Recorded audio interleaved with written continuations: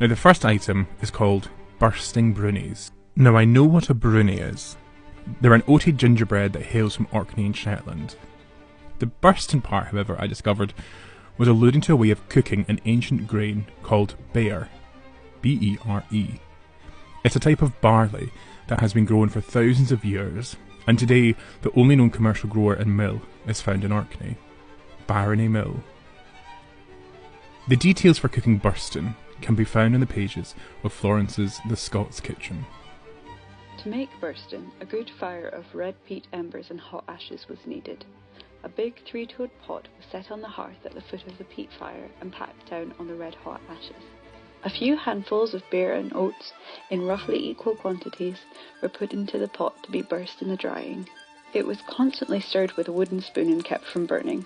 The metins cracked away in the pot and were stirred about till they had burst with the heat, hence the original name, bursting. Now despite the addition of dark sugar, ginger, butter and the all-important treacle, this isn't like the overtly sweet and highly spiced gingerbread we might be used to nowadays.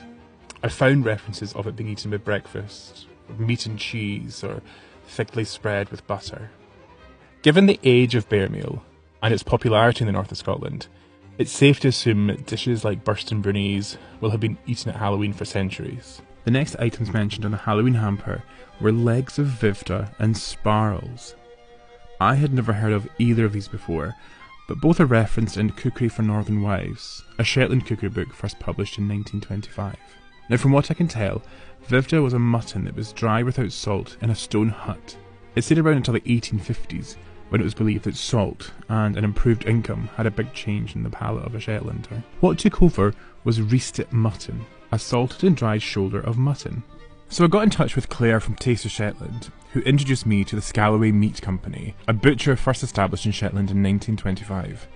And I wanted to create something as an homage to this Shetland star.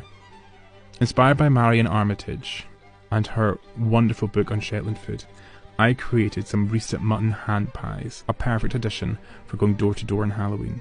Alongside my Reestit mutton order, the Scalloway Meat Company were able to send me sparrows. They look a bit like a chorizo. It's a salted, dried beef sausage. To eat, you cut your portion and simmer. Many enjoy it with onions and potatoes, a bit like stovies. But I can see why one might put these in a Halloween basket to take along to someone's house. It wasn't just food for the party. It was enough to feed a family the day after, or to keep hanging in the kitchen until it was needed.